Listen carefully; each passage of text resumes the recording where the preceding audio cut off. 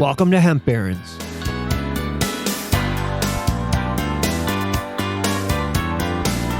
I'm Dan Humiston, and on today's show, we're going to take a deep dive into Idaho with Jason Santiago from the Green State Consultants. You know, Idaho is one of the only Western states that hasn't modernized their hemp laws. Even with the federal government making hemp legal through the passing of the 2018 Farm Bill, Idaho continues to arrest people for offenses as minor as driving hemp through their state. But fortunately, change is coming, and when it does, Idaho's ideal farming condition are going to make it perfect for growing hemp. Let's join my conversation with Jason Santiago from the Green State Consultants.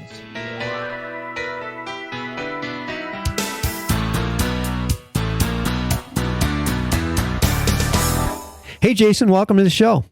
Thank you very much for having me. Happy to be here. Well, today we're speaking with Jason Santiago from the Green State Hemp Consulting, and soon to be lobbying in Idaho.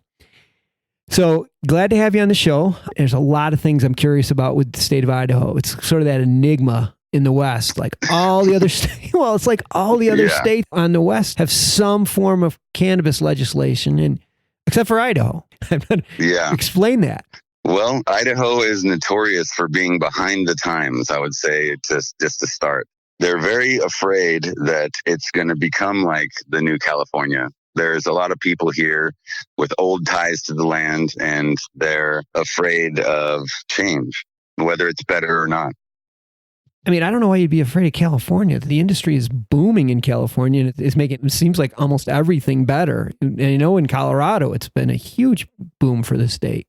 I don't think it's necessarily the business prospects. I think it's more the culture that's changing in Idaho, and they're afraid of that. I see. A lot of misinformation, I suspect, in Idaho. Yeah. I know. Still a lot going around. There's billboards down in Boise still that say that driving accidents are up because of cannabis use in Colorado and Washington, when that's been absolutely refuted. Yeah. Well, you know it's coming. It's happening not just in the United States, but it's happening all over the world. And so, right. You know, you referred to Idaho as Russia. Yes. When it comes to cannabis laws, I know they're really outdated, but that's going to change. I mean, it's going to change. And when it does, Idaho is really, really well positioned. Uniquely positioned to excel in the industry. Tell us about that. Give us a sense as to why Idaho is going to be such a great cannabis producing state. Well, Central Idaho specifically is known as another Napa Valley. We have great conditions here. We have a great growing season. We have a lot of flat land that's already being used for wheat growing. And the farmers are looking for another crop. But unfortunately, right now, they don't have an option. It's crazy. We think of Idaho as a place that you get your potatoes from. But right. Obviously, Idaho is the potato state. But I mean, it just makes sense that would be the state that would be sort of the breadbasket for the cannabis industry. Right. There is a lot of farming going on here already. And the great thing about having so many wheat farms here is that we can actually utilize that land to grow hemp and utilize the same equipment to then harvest it. Yeah, I know. We did a good show with the fellows from Montana, and they're just killing it up there. It's just... Oh, I'm sure. They're killing it in Montana. With sky country, man. There's so much flatland over there. There's so many farms, and it's a big deal. I mean, one of the big things that Kentucky brought hemp back for was specifically because it regenerated the land. It brings back those deep locked nutrients that are so deep that a lot of the corn and other plants that don't go that deep can't get to. So when it reaches all that way down, six feet in 30 days, it pulls all those nutrients back up. When you harvest it, they're redeposited in the topsoil. And that was one of the big issues they were having in Kentucky, which was why that McConnell actually pushed the hemp legislation forward so strongly, because they were losing out on their corn production. Oh, I didn't know that. Yeah, so they put it in as an alternating crop between the corn production, and actually revitalizes the soil and brings back production. Wow.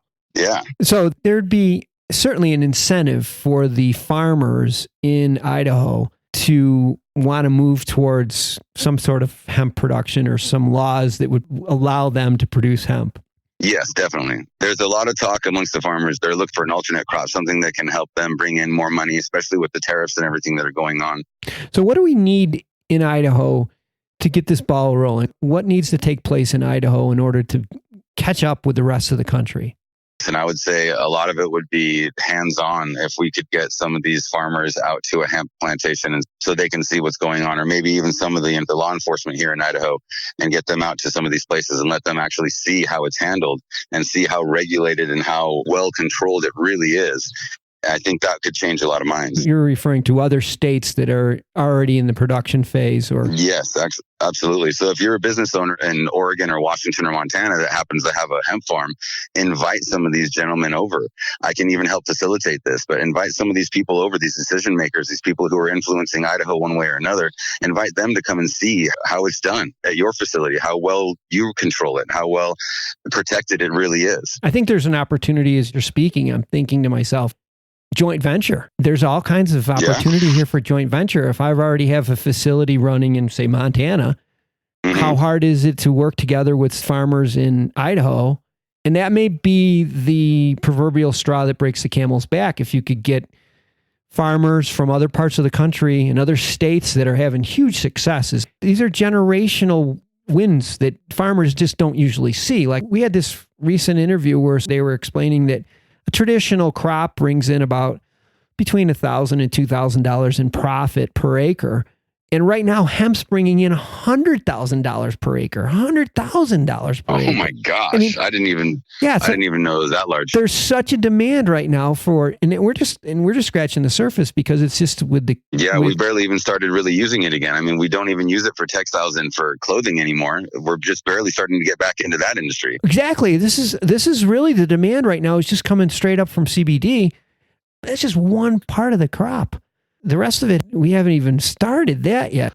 Don't understand why the people in Idaho it hasn't clicked in yet, but I know it will click in. So if you're in another state, or even if you're in Idaho, Jason Santiago from Green State Hemp Consulting would be a good place to start if you want to talk to somebody about making introductions or about being a first mover in the state of Idaho. I think you're going to be so happy looking back on it.